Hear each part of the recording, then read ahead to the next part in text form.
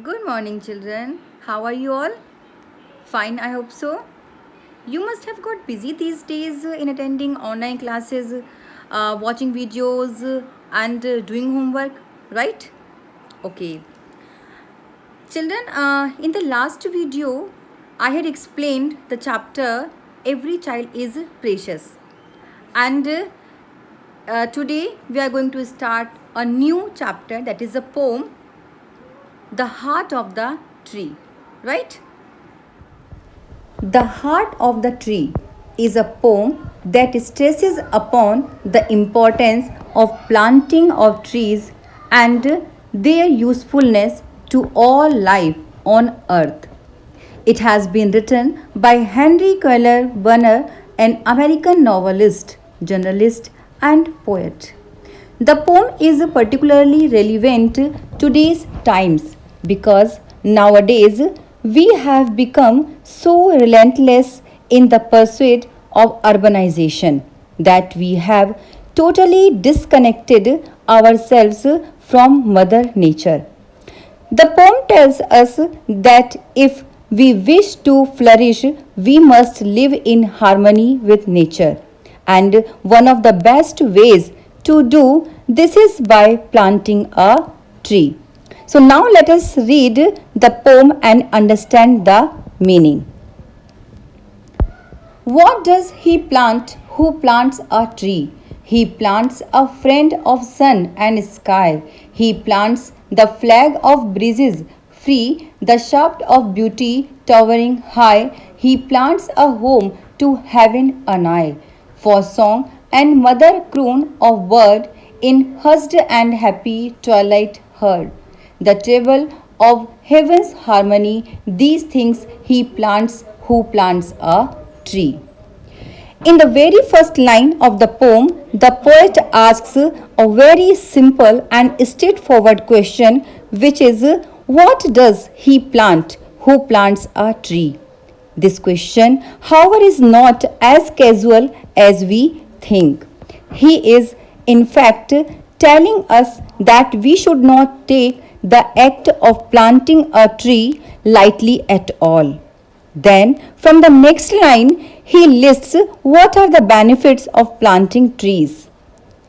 Second line is he plants a friend of sun and sky. A tree is a friend of the sun and the sky because it reduces the temperature, it attracts rain, it collects energy from the sun and purifies the air by producing oxygen.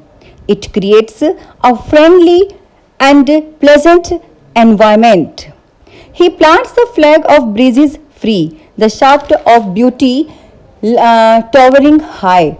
A tree swaying in the breeze makes us feel as calm and joyful as we would feel on seeing a flag fluttering in the breeze.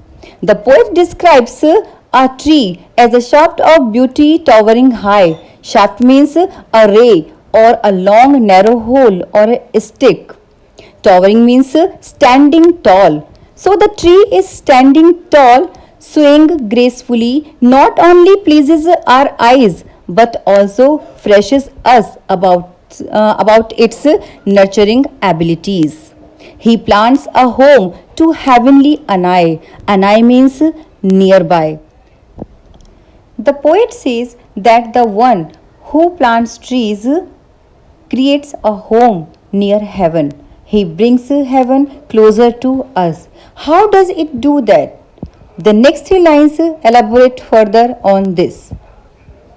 For song and mother, croon of bird in hushed and happy twilight heard, the travel of heaven's harmony. Mother croon of bird means the lullaby that is sung by the mother bird to her baby birds to soothe them and put them to sleep. Twilight means the evening time when the sun has just set and it is not yet dark.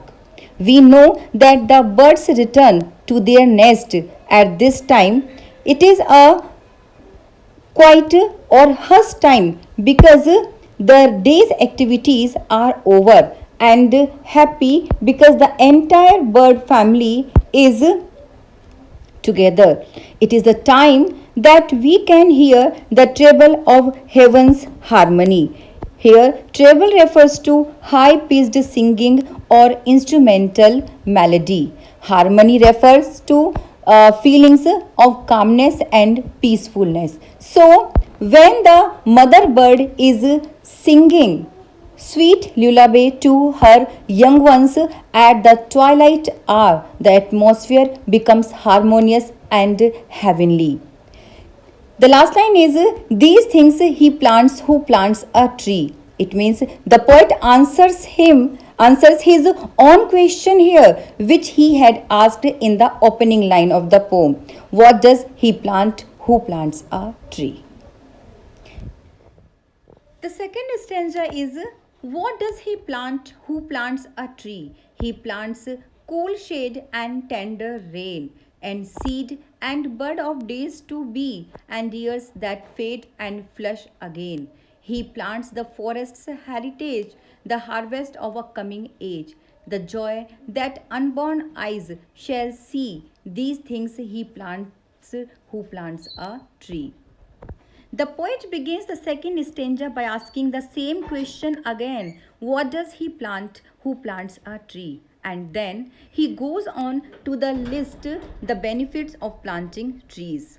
He plants cool shade and tender rain. By planting tree, we get cool shade which protects us from heat and rain, which nurtures our planet. Here, tender rain means nurtures. And seed and bud of days to be means in future the same trees will provide us fruits, flowers and seeds. Days to be means here future. And years that fade and flush again. Fade and flush again means that just as one year ends and new year begins, in the same way the trees will grow old and die, and new trees will sprout from the seeds of the older trees. He plants the glory of the plain. It means trees give beauty to the plain land. He plants the forest's heritage. The act of planting trees today is brought to create the history in future. The harvest of coming age means the poet says that planting a tree today would give fruits fruits in coming days. Our next generation would be delighted seeing so much vegetation and reap its benefits. So, all the credit goes to the man who plants a tree, and these things he plant who plants a tree. Again, the poet concludes this stanza just like the previous one by emphasizing that these are the benefits we get by planting trees. The third stanza is what does he plant who plants a tree? He plants in sap and leaf and wood, in love of home and loyalty, and far cast thought of civic good. His blessings on the neighborhood, who in the hollow of his hand holds all the growth of all our land. A nation's growth from sea to sea stirs in his heart who plants a tree. So, what does he plant? Who plants a tree? The poet again begins the last stanza repeating the same question. He plants in sap and leaf and wood, in love of home and loyalty. Here, he refers to the different parts of the tree that are useful to us, such as its sap, leaves and wood. Wood means products, and says that every part of the tree is so useful that if we love our home, whether it is our own home, our neighborhood, our nation, our planet, if we love our home, if we are loyal to our home, definitely we will plant trees.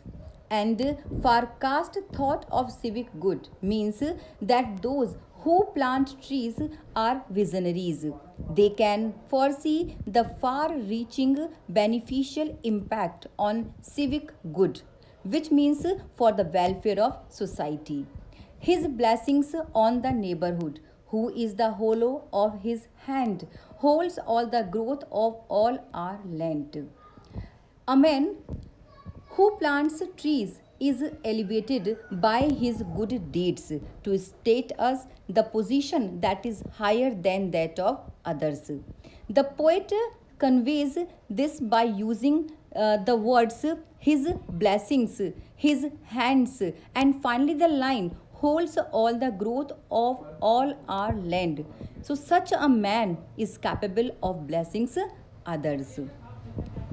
A nation's growth from sea to sea. Here, the poet conveys that the nation does not comprise of isolated or demarcated piece of land only.